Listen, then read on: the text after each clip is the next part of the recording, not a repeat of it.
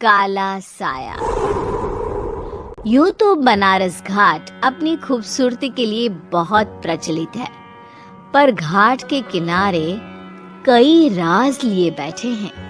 ये कहानी शुरू होती है बनारस के घाट के पास बने ममता निवास से, जहाँ प्रिया लाल जोड़े में ममता के घर उसकी बहू बनकर आती है। आओ आओ बहू, घर को अपने पैरों से पवित्र करो। ममता घर की दहलीज पार कर ही रही होती है कि अचानक एक बहुत गंदी सी बास पूरे घर में फैल जाती है।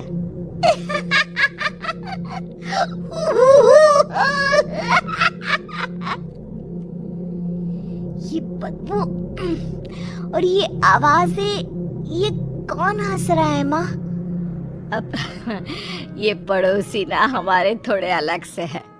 कहाँ हम शाकाहारी और ये मांस मच्छी खाने वाले। छोड़, तू ध्यान मत दे और गृह प्रवेश कर। और हाँ बहू, अपनी सास की एक बात हमेशा याद रखना, इन पड़ोसियों से तो कभी बात नहीं करेगी। अच्छे लोग नहीं है ये। अपनी सास की ये बात मानेगी ना बेटा? हाँ माँ, जो आपकी मर्जी, मैं उनसे बात नहीं करूंगी। अगले दिन प्रिया अपनी पहली रसोई बनाने रसोई घर में जाती है।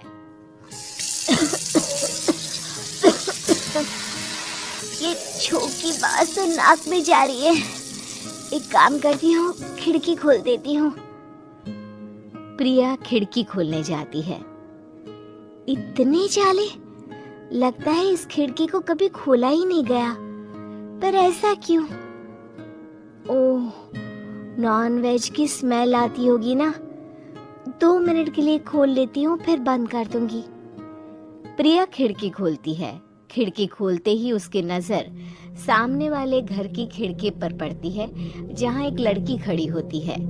हाथों में मेहंदी, लाल रंग की साड़ी, बिल्कुल सजी धजी, मानो प्रिया की तरह ही वो भी नई नवेली बहू हो। वो प्रिया को देखकर मुस्कुराती है। हे भगवान, माँ ने तो इनसे बात करने को मना किया था। प्रिया फौरन ही खिड़की बंद कर देती है और तवे पर चढ़े रोटी की ओर देखने लगती है, पर वहाँ रोटी न होकर मछली पड़ी होती है। ये क्या? पहली ही रसोई में इतनी बड़ी गलती! हे भगवान, अब मैं क्या करूं?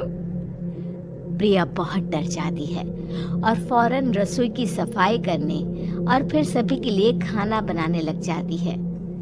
जब वो सबको खाना परोसती है, सब तो ठीक है, मैं बेकार में चिंता कर रही थी। हे भगवान, ऐसे ही बस अपनी कृपा बनाए रखना। रात के वक्त जब सब सो रहे होते हैं, तब प्रिया को पायल की आवाज सुनाई देती है, जिससे उसकी आंख खुल जाती है। ये पायल की आवाज कहाँ से आ रही है? प्रिया उठकर उस आवाज के पीछे छत की सीढ़ियों तक जाती है। तभी उसे बच्चे के रोने की आवाज आती है। प्रिया छत पर जाती है तो क्या देखती है? वही लाल साड़ी वाली लड़की अपनी गोद में एक नवजात बच्चे को घुमा घुमा कर सुला रही है। तभी प्रिया की नजर उसके पेट पर पड़ती है। ओह गॉड, ये तो प्रेग्नेंट भी है। सुनिए, बच्चा सो नहीं रहा है क्या? मैं कुछ मदद करूं? नहीं नहीं, आपके घर वालों को अच्छा नहीं लगेगा, मैं संभाल लूंगी। स्नेहा की गोद से बच्चा हाथ मारकर प्रिया की गोद में आने को छटपटाने लगता है। दोनों घर अगल बगल में बने होने के कारण प्रिया उस बच्चे को गोद में ले लेती है। प्रिया के पास आते ही वो सो जाता है। बच्चे का वो स्पर्श रात भर प्रिया भूल नहीं पाती और अगली सुबह वो छत पर कपड़े सुखा रही होती है। तभी उसे एक औरत इशारा करके बुलाती है। स्नेहा कह रही थी बाबू तुम्हारी गोद में आते ही सो गया। मैं गौरी, स्नेहा की माँ हूँ। बहू, घर आना, बाबू को खिला भी लेना। शाम को जब घर पर कोई नहीं रहता, बच्चे से मिलने के लिए प्रिया छिपकर अपनी पड़ोसन के घर चली जाती है और कुछ देर बच्चे को खिलाकर वापस लौट आती है। इसके कुछ दिन बाद ही प्रिया को पता चलता है कि वो माँ बनने वाली है। ममता की खुशी का ठिकाना नहीं रहता।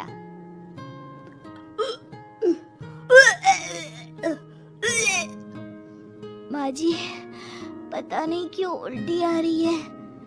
प्रिया भागती हुई वॉशरूम में जाती है तो हरे और लाल रंग की उल्टी करती है। उस उल्टी में से कीड़े निकलते हैं। ये क्या? खून और ये कीड़े! माँ! माँ!